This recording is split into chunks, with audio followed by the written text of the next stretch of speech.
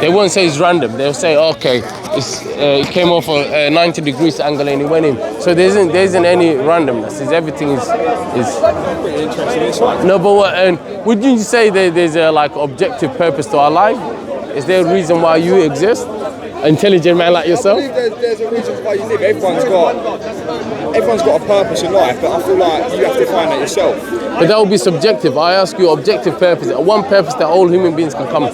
How can we even find that out? What's the principle? The principle is whatever created us should tell us. Wouldn't that make sense? In a way, yeah, but it's depending how you look at it. No, but then logic dictates the purpose of the car came from the first manufacturer. So it's only right to say, it's only befitting to say whatever caused us should tell us our purpose. If we were to have an objective purpose.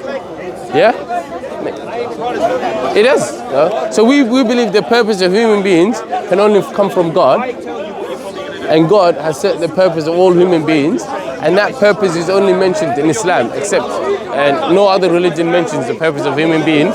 And the Quran says, I know I'm jumping a bit, the Quran says, وَمَا خَلَقْتَ الْجِنَّ وَالْإِنسَ إِلَّا لِيَعْبُدُونِ. God did not create human beings and the jinn is other spirits, except nothing but for worship. When we say worship, we mean obviously a form of doing good thing, giving charities, being nice to your neighbor, being nice to your partner, not abusing your partner, things like that. This is considered to be a form of worship because we're giving invitation to people about Islam. I'm a Muslim, by the way, and I believe in God. And we believe this universe can only come from God. Only God can create it. When you analyze the universe, it affirms that it can only have a creator, created by an intelligent being, and is finely tuned. Everything is perfect and law of nature and so on. So I invite you guys to look into the idea of believing God. I thought about it before, but I just can't wrap my head around it. No, but it's innate.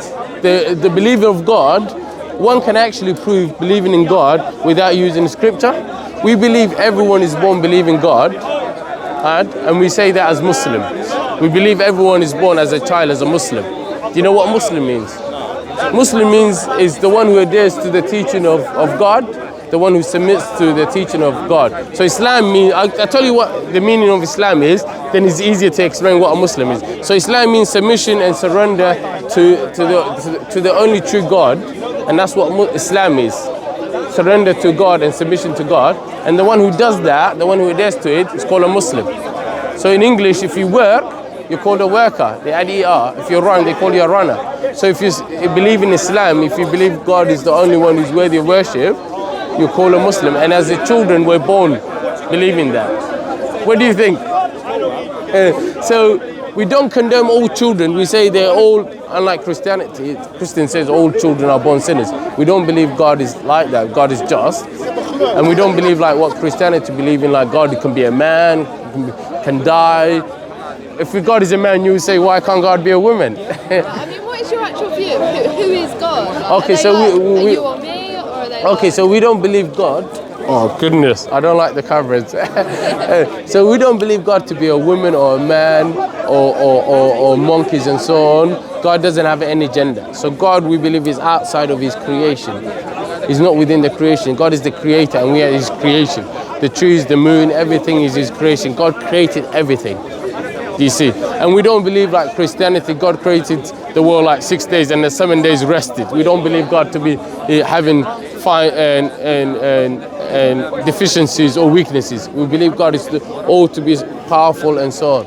And then, how do we know God existence? Through revelations and through the innate disposition I was telling you. We already have certain tools to recognize the Creator. So for instance, you don't need to be taught to know it's wrong to murder someone. You don't need to be taught it's wrong to marry your father or your mother. Do you see? It's innately, it's gut feeling you get. So we believe that is created within us, and it's called, in Islamically, it's called the fitra. Fitra, if I were to translate in English, it means the natural disposition, the natural inclination. So that is given to all of us. Do you see? And then to make matters clear, God has to send revelations to know everything for clearly and certainly. Yeah? So that's what it is. Have you read the Quran or Islam? Do you know anything about Islam? Yeah. So at least I've given you a little bit of what Islam is. Maybe it sparked some interest. Islam obviously is one of the most growing religion on the face of the earth.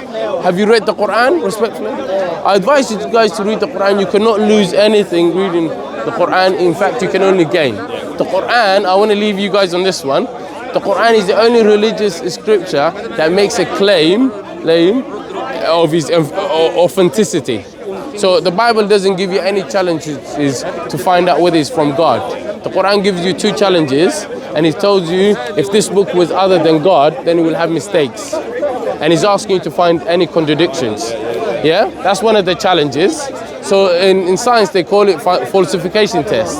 So the Quran offers you a falsification test, a test you can do to falsify the Quran. Say for instance, me and you to argue about who's the fastest, what's the best way of settling it?